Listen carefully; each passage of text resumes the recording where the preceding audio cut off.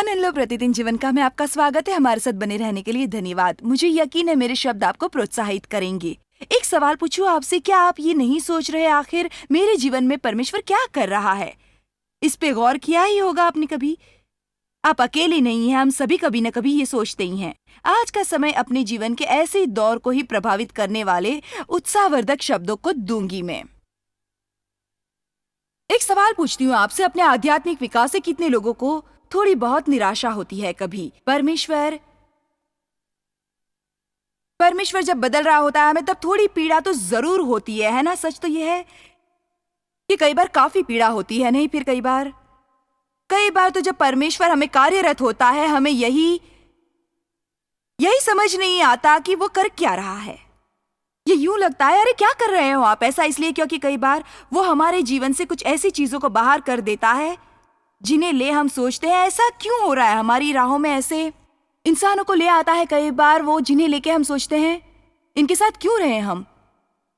ऐसी छोटी मोटी कई चीजें होती हैं, उनके द्वारा आपको उत्साहित करने हेतु मन हो रहा है ये छोटी सी कहानी सुनाऊं आज रात, जिसका शीर्षक है चाय के प्याले की कथा। हो सकता है टीवी पर पहले या मेरे किसी टेप वगैरह में इसे सुना हुआ हो आपने, परंतु मुझे यकीन है आप में कई ऐसे भी लोग हैं जिन्होंने इसे नहीं सुना होगा। ये उनके लिए है, ये उनके लिए भी है जो ये समझ नहीं पाते कि परमेश्वर क्या कर रहा है उनके जीवन में, और ये उनके हेतु भी है जो ये महसूस करते हैं जो कुछ नहीं कर पाएंगे।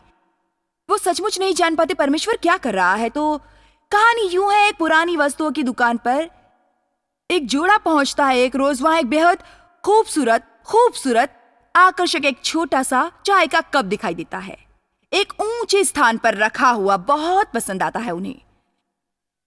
वो कहते हैं ये चाय का प्याला हमें लेना ही चाहिए। उन्हें वो काफी भाया था। उसकी कीमत चुकाकर उसे घर ले जाने को अपने साथ तैयार भी थे। वो चाहते थे कि वो चाय का प्याला उनका हो जाए, मगर तभी वो नन्हा सा प्याला उनसे बातें करने लगा। उसने कहा, मैं हमेशा से ऐसा नहीं था। एक वक्त था जब कोई मुझे चाहता नहीं था। एक समय वो भी था जब मैं जरा भी आकर्षक नहीं था। सच बताऊं, मेरे जीवन में ऐसा समय भी था जब मैं पुराना, कठोर, मटमैला मिट्टी का ठेला था। जरा एक मिनट के लिए सोचिए, एक चाय के प्याले का आरंभ बिंदु क्या है? कोई आकार नहीं, कोई रंग नहीं, गरम पेच के लिए स्थान नहीं, बस एक सख्त, कुरूप, बुरी मिट्टी का लौंदा ही तो है ये। मगर एक दिन उस्ताद कुंभार ने उठा लिया मुझे और थपकियां देकर आकार देने लगा। मैंने कहा, रुको, क्या करते हो? पीड़ा होती है, मुझे छोड़ दो यूं ही। उसने सहज भाव मुझे देखा और कहा, अभी नहीं। फिर उसने मुझे चाक पर लगा दिया और मुझे घुमाने लगा, गोल गोल गोल गोल गोल गोल। मुझे चक्कर सा आ गया, मेरी आंखें भी धुंधला गईं। मुझे लगा सब कुछ खत्म हो रहा है मेरा। हर कुछ घूमता नजर आ रहा था, कुछ नियंत्रण के बाहर लग रहा था। मैं चीखा, जाने दो मुझे यहां से। और उसने फिर इतना ही कहा, अभी नहीं। आखिरकार वो दिन आया जब नया आकार प्राप्त हो गया मुझे, और ये नया अवतार मेरा घूमते रहने से ही बना है। वो सारी थपकियां, तोड़ मरोड़, दबाना और नोचना ही मेरे नए रूप का कारण बने। पर तभी अचानक उसने मुझे भट्टी में डाल दिया, जिसके बारे में उसने कहा कि ये तो पहली आग है। भीषण गर्मी थी वहां, इतनी अधिक कि क्या बताऊं। मुझे लगा और बर्दाश्त नहीं होगा मुझसे, किसी राह सहन नहीं होगा, ये अब कुछ नहीं होगा मेरा, मर ही जाऊंगा मैं यहां। मैं चीखा, बाहर निकालो मुझे, बाहर निकालो। मुझे तो लगा था तुम मुझसे प्यार करते हो। रो रहा था मैं, क्यों तुमने मुझे अंदर डाला? उस भट्टी के दरवाजे पर कांच की खिड़की थी जिससे वो उस्ताद झांक झांक कर देख भी रहा था और मुस्कुरा रहा था, मगर बाहर नहीं निकाल रहा था। उसने बस मुझे एक गहरी निगाह से देखा और कहा, अभी नहीं। अंत में दरवाजा खुला और फिर उसने मुझे बाहर निकाला, मुझे और एक मेज पर रख दिया। मैंने कहा, ओह शुक्रिया प्रभु। परंतु नहीं, एक बदबूदार रंग को हर तरफ पोतना शुरू कर दिया उसने। मेरा ये सुंदर नीला रंग जो आप देख रहे हैं, मैंने कहा बदबू आ रही है जिससे घुटन होती है। इसकी खुशबू पसंद नहीं मुझे, बंद करो बंद करो बंद करो बंद करो बंद करो। पर फिर वही उत्तर सहज भाव से, अभी नहीं। तत्पश्चात उसने फिर मुझे भट्टी में झोंक दिया, जिसे दूसरी आग कहते हैं। पहली बार से अधिक ही भीषण गर्मी थी वहां। अब तो मुझे यकीन हो गया कि बचूंगा नहीं। मुझे लगा अंत आ गया मेरा, खाक हो जाऊंगा अब मैं फिर चिल्लाया, मुझे बाहर निकालो, हे भगवान निकालो निकालो निकालो, सचमुच सहन नहीं होता। मैं बोल रहा हूं ना और बर्दाश्त नहीं होगा, क्या तुम मुझे सुन रहे हो? अब बाहर निकालो मुझे। और उस कांच के मेज पर देखता, बस एक ही जवाब देता। और फिर एक दिन आखिरकार वो दरवाजा खुला, उसने मुझे निकाला, यहां अलमारी के ऊपर ठंडा होने रख दिया। अलमारी में था अब मैं। एक बार फिर कहना चाहूंगी, उसने अलमारी के ऊपर ठंडा होने के लिए रख दिया मुझे। क्या आप में से भी कोई अलमारी में रहा है, भट्टी में रहा है? कोई किसी को महसूस हुआ कि नया आकार और प्रकार बन रहा है उसका? जीवन में दुर्गंध जाती लगी क्या किसी को? हम भी कहते ही हैं, आर ये बांस मार रहा है, मेरे हालातों में दुर्गंध है। फिर जब ठंडा हो गया मैं, तो एक दिन आके उसने आईना दिखाया मुझे। खुद को देखते हुए मुझे यकीन ही नहीं हो रहा था कि इतना बदल गया। मैं विश्वास नहीं कर रहा था अपनी सुंदरता पर। जिस कुरूपता और बुढ़ापे से शुरुआत हुई थी वो अब नहीं रही थी। और आज ऐसा खूबसूरत नन्हा सा नाजुक प्याला हूं मैं, जिसे हर कोई लेना चाहता है। एक समय ऐसा भी था जीवन में जब कोई मुझे अपनाना नहीं चाहता था, कोई मुझे पसंद नहीं करता था, सब मुझको लात ही मारते थे और चले जाते थे। मगर आज कुछ विशेष हूं मैं, मगर हमेशा ऐसा नहीं था। आमीन आमीन।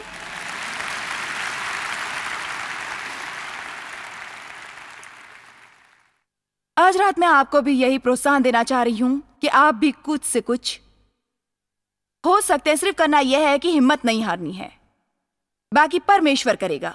सच यह है कि कई बार हम कुछ ज्यादा भी करने लगते हैं जिससे परमेश्वर की राह में रोड़ा हो जाते हैं। आप खुद अपने को नहीं बदल सकते, सिर्फ इतना ही कीजिए कि उससे सहमत हो, प्रस्तुत हो, जो करना है करो। आप बस इतना ही कर सकते हैं कि पीड़ा से भागे नहीं। आप सिर्फ यही कर सकते हैं कि कठिन परिस्थितियों में भी जमे रहे, क्योंकि वो हालात आज जो काम कर रहे हैं उन्हें कल को सराहेंगे ही। आप एक दिन ऐसा भी आएगा जीवन में कि आप जिसे घोर शत्रु समझ रहे हैं वही सबसे बड़ा मित्र लगेगा आपको। आसान समय में नहीं, आसान समय में नहीं बदलते हैं हम, कठिन समय में बदलते हैं। आसान समय में परमेश्वर को भी नहीं जान पाते, सिर्फ मुश्किल समय में जानते हैं। मगर अंत में वो शांति मिलती है जो समझ नहीं आती, वो आनंद मिलता है जो बताया नहीं जा सकता। बिना किसी कारण ही खुश होते हैं आप, बस खुश रहते हैं। अंत में भागो मत, हिम्मत मत हारो, पीछे हटने की भी मत सोचिए। याद रखिए कैसा हुआ करता था। हो सकता है आप वहां ना हो जहां होना चाहते थे, मगर परमेश्वर की कृपा से वहां भी नहीं है जहां पहले थे। आप भी शायद हर किसी के समान कहीं एक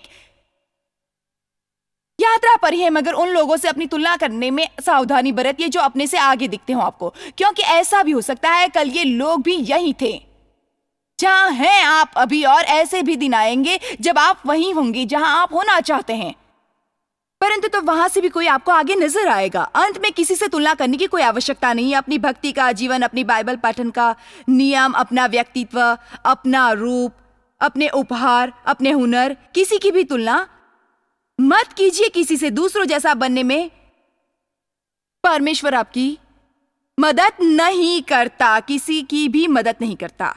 तुम्हें वही रहना होगा जो तुम हो। अब ये कहने से मेरा अर्थ यह भी नहीं कि हमें बदलाव नहीं चाहिए। हम सबको बदलने की जरूरत है, सबको विकसित होने की आवश्यकता है, परंतु किसी और स्वरूप में परिवर्तित होकर हम जो है उसी में श्रेष्ठ हैं।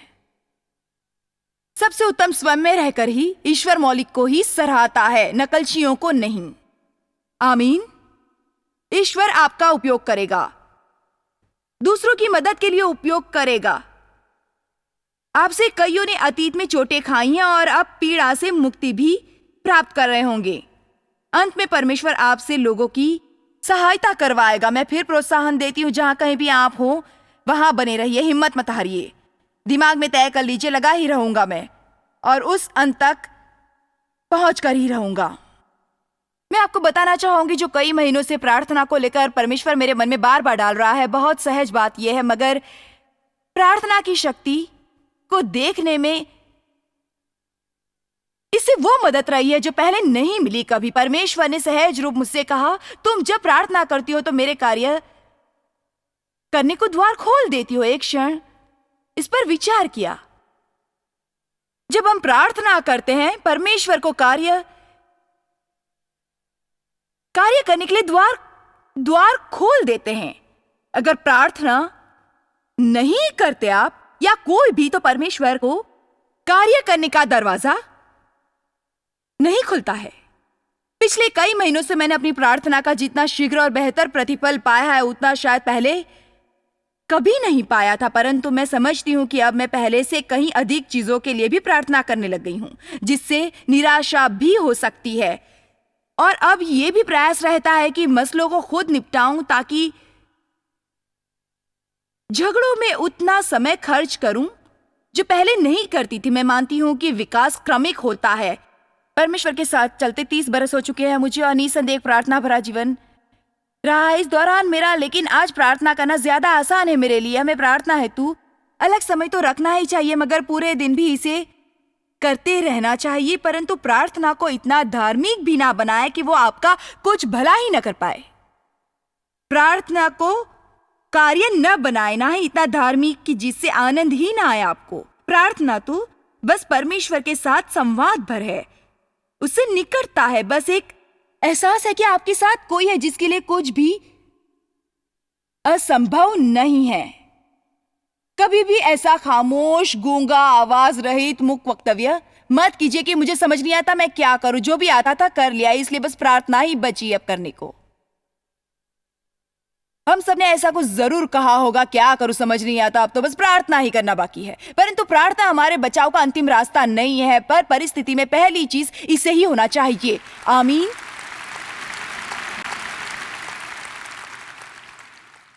जब मैं प्रार्थना करता हूं तो परमेश्वर के लिए काम करने का द्वार खुल जाता है। इस छोटे से वक्तव्य को अगर आप घर जाके किसी कार्ड पर लिख लें और ऐसी जगह लगा दें जहां आप उसे देख सके। जब आप अपने बच्चों के लिए प्रार्थना करते हैं तो उनके जीवन में परमेश्वर को कार्य करने का द्वार खोल देते हैं। कई बार उसके पीछे खड़े रहकर भी सिवाय खून जलाने के और दूरियां बढ़ाने के अपने बीच और कुछ हासिल नहीं कर पाते आप, मगर प्रार्थना करते हैं तो आप परमेश्वर के लिए द्वार खोलते हैं। इसका अर्थ यह भी नहीं कि परमेश्वर हमें यह कहता है कि हम कुछ भी ना करें, मगर सच जानते हैं अधिकतर बार हम अपनी ही योजना बनाते हैं और प्रार्थना करते हैं कि परमेश्वर उसे सफल करे। दुनिया को अपने हिसाब से चलाना चाहेंगे तो जीवन का मजा नहीं उठा पाएंगे। यह परमेश्वर का काम है। वहां बालकनी में देख रही हूं मैं। यह मत सोचिए कि मेरा ज्यादातर ध्यान नीचे ही रहता है। आमीन। जब मैं प्रार्थना करता हूं तो परमेश्वर को कार्य करने के लिए द्वार खोल देता हूं। आइए मैं फिर से दोहराती हूं, जब मैं प्रार्थना करता हूं तो परमेश्वर को कार्य करने के लिए द्वार खोल देता हूं। कितना अद्भुत है ना यीशु का ये नाम जो हमें प्राप्त हुआ है, और इस नाम को लेते ही कितनी जबरदस्त चीजें होती हैं।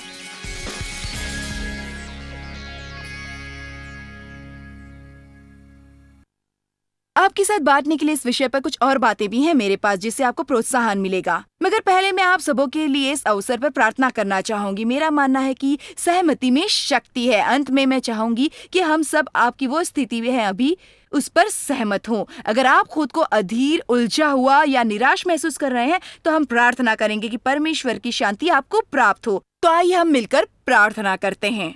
हे परमपिता यीशु के नाम पर हम तेरे पास आते हैं और इकट्ठे प्रार्थना कर रहे हैं अपने दर्शकों की खातिर भी। और मेरा यकीन है कि ये सब सहमत है मुझसे कि आप सबको ऐसी शांति प्रदान करेंगे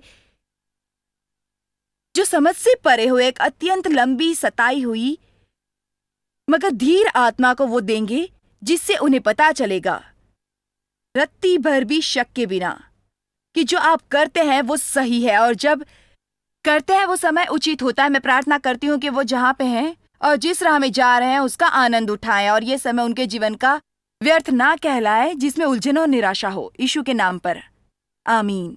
अब पहली बात जो मैं आपको बताना चाहती हूँ वो ये कि मैं मानती हूँ कि एक प्रवृत्ति जो परमेश्वर की प्रतीक्षा के उपरांत प्रतिफल ना आता देख हम में उपजने लगती है, वो है हमारे अंदर नकारात्मक भाव का पनपना। हम संदेह और अविश्वास का शिकार होने लगते हैं और नकारात्मक हो जाते हैं, नकारात्मक बातें करना शुरू कर देते हैं, नकारात्मक सोचने लगते हैं। मगर ये कोई राह नहीं है परमेश्वर को अपने जीवन में लाने की। यहाँ ग्रंथ में ये यूहन्ना की किताब का अध्याय 11 खुला है मेरे आगे, जिसमें लाजर मृत पड़ा है। उसकी बहनें बहुत दुखित हैं, उन्हें कुछ सूझ नहीं रहा है आगे। वो बोली, यीशु अगर तुम यहाँ होते तो हमारा भाई मरता ही नहीं। कई बार जीवन की परिस्थितियाँ ऐसी हो उठती हैं कि हम सोचने लगते हैं कोई राह नहीं है। उन्हें भी लगा था अब यीशु भी क्या करेगा। वो बोली, अगर तुम यहाँ होते तो ऐसा नहीं होता। ये कुछ ऐसा है चूंकि अब ये हो ही गया तो हम कुछ नहीं कर सकते। बाइबल दरअसल बताती है कि परमेश्वर ने जानबूझकर प्रतीक्षा की, जानते हुए कि लाजर बीमार है, सोच समझकर उसने उसे मरने दिया। हालांकि प्यार था उससे, ऐसा इसलिए क्योंकि उन्हें पहले से ये पता था कि उस स्थिति में वो पुनः उत्थान को दर्शाने वाला है। कई बार हम सोच नहीं पाते कि परमेश्वर वो सब क्यों कर रहा है जो हम नहीं चाहते, क्योंकि हमें पता है उसके लिए वो करना कितना आसान है। मुझे अपने जीवन का वो समय याद है जब मैं कहती थी, परमेश्वर आपके लिए ये करना कितना सुगम है, क्यों नहीं मेरे जीवन में आ रहे हैं आप। तभी से मैंने ये सीखा कि परमेश्वर का समय मेरा समय नहीं है, परंतु ये भी सच है कि वो देरी भी नहीं करता। हालांकि हमें लगता रहता है कि देर हो रही है, जब वो हमारे समय अनुसार नहीं आता तो फिर यीशु ने जो कहा उससे मैं समझती हूँ काफी अहम बात है ये, और इसका प्रयोग मैं हमेशा करती हूँ। बहुत सहज बात है ये जो यूहन्ना 11:40 में उन्होंने कही। वो बोले, बस विश्वास रखो और परमेश्वर की महिमा तुम्हें दिख जाएगी। भयंकर बात है ना ये, कितनी साधारण बात है, बस विश्वास करो और उसकी महिमा तुम्हें दिख जाएगी। मैं समझती हूँ महान बात यह है, विश्वास रखो और उसकी महिमा तुम्हें नजर आ जाएगी। और ये तो हम भी कर सकते हैं। ना इसे हमें समझने की अधिक जरूरत है, ना किसी को समझाने की, ना ही इसकी कोई आवश्यकता है कि हम दोस्तों को कारण देते फिरे कि क्यों अभी तक कोई शुरुआत नहीं हुई हमारे जीवन में। दूसरी चीज जो मैं मानती हूँ हमें करनी चाहिए वो है अदृश्य के विषय में थोड़ा और सोचना। पौलुस ने 2 कुरिन्थियों 4 में कहा था कि वो अपनी परीक्षा से हतोत्साही नहीं हुआ, कम से कम इतना तो नहीं कि पूरी तरह हाथ उठा ले, क्योंकि जो दिखता है उससे अधिक अदृश्य की ओर देखा उसने। मैं भी आपको जिस चीज के लिए प्रोत्साहित करना चाहती हूँ वो ये है एहसास कि हर दिन परमेश्वर आप में कार्यरत है। और बस एहसास ही नहीं चाहती हूँ, जोर से इसे बोलने के लिए भी आपको प्रोत्साहित करना चाहती हूँ। मैं मानती हूँ कि हमारी स्वीकारोक्ति और कठिनाई के समय जो हम बोलते हैं वो अति महत्वपूर्ण है, इसलिए ये बोलने को प्रोत्साहित करती हूँ मैं। मेरा विश्वास है कि अभी के अभी परमेश्वर मेरे हेतु कार्य कर रहा है, तुम्हें प्रतिफल मिलेगा। बाइबल भी मरकुस 11 में कहती है, प्रार्थना में जो भी निष्ठापूर्वक मांगोगे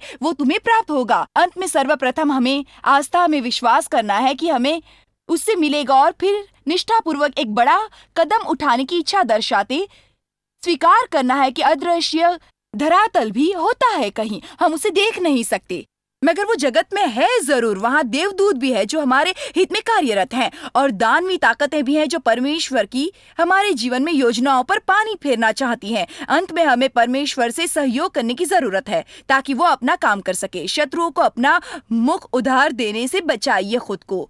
दूसरी तरह से कहूँ तो शैतान अगर संदेह और अनास्था लाता है, दिमाग में नकारात्मक सोच और झूठ लाता है, तो उसे सहमत नहीं होइए, सिर्फ परमेश्वर से सहमत रहिए, क्योंकि इसी से जीवन में प्रारंभ दिखेगा आपको वो भी अति शीघ्र। बस परमेश्वर पर विश्वास रखे और तब उसकी महिमा दिखेगी आपको बस इतना कहना है, मुझे परमेश्वर में विश्वास है और उसकी इस आस्था में रहूंगा। मैं निष्ठा की अच्छी लड़ाई लड़ूंगा मैं और परमेश्वर में भरोसा रखूंगा कि मदद करेगा वो। नकारात्मक बातें नहीं करूंगा कभी और हरदम आस्था के शब्द ही बोलूंगा मैं। काफी शब्द मिलेंगे जिससे कि आपकी आस्था मजबूत हो जाएगी और दूसरों के लिए आप उदाहरण बन जाएंगे। देखते रहिए, हम जल्दी लौटेंगे।